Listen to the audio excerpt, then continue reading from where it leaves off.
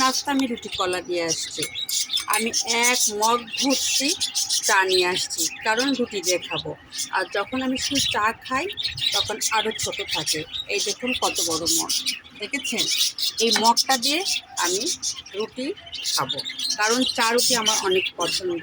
তাহলে কি এরা মধ্যবিত্তরে চা রুটি খেতে পারে না? অবশ্যই পারে। যারা ভিডিও করে, যারা ভিডিও ছাড়ে, প্রত্যেকে মধ্যবিত্ত, কারণ এমবি কিনে ভিডিও করা হয় এবং সেটা পোস্ট করা হয়। তাই আমি বলবো, আমার এই নাস্তার ভিডিও নিয়ে আশা করি আপনাকে মন্তব্য করবেন না। আমি যে ভিডিও দিই সেটা খুব সাধারণ দিই, বিবেচনা করেই দিই, এবং আমি মধ্যবিত্তরা যা খাই আমি সেটাই পোস্ট করি। তাই আমার রান্না দেখে, আমার ভিডিও দেখে, আমার খাবার দেখে আপনারা উল্টাপাল্টা মন্তব্য করেন। আমি যা খাই আপনারা খেতে পারেন না, এটা ভুল ধারণা।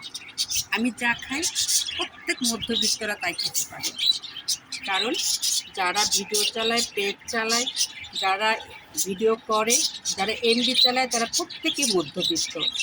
অবশ্যই এটা আপনারা জানেন। তাই এই রুটি, কলা, ভাজি, ডিম সবাই খেতে পারে। একদিন ডিম খেলাম, 3 দিন খেলাম না, 4 দিন পরে কিন্তু আমরা খেতে পারি। এই জন্য এটা বলে কথা বলার কিছু আর নাই। আজকে আমি খাচ্ছি কি দেখুন, চা, কলা, রুটি, এটাও আমার পছন্দের। আর এই মেঘলা দিনে আমি আমার বারান্দায় বেশি সময় কাটাই, কারণ আমার সাহেব অফিসে চলে গেছে, আমার ছেলে কলেজে চলে গেছে, আমি থাকি একা। আর আমার এই সময়টাকে আমি এভাবে ব্যবহার করি, কাজে লেগে। হয় ভিডিও করি, না নাস্তা করি, না গাছের যত্ন করি, নাহলে পাখি পালি, না বিড়ালের খাবার দিই। আমি অনর্থ কোনো সময় নষ্ট করি না। আশা করি বুঝতে পেরেছেন। আমার নাস্তা নিয়ে আশা করি আপনার কিছু বলবেন না। আমি মধ্যবিত্ত, আমি খুব সিম্পল নাস্তা খাই। আমার বারান্দাটা একটু দেখে নেন। এই দেখুন, আজকে নতুন একটা ফুল ফুটেছে। এই দেখুন, এরা একবারে নতুন, অনেকগুলাই ফুটছে, কিন্তু অনেক দূরে।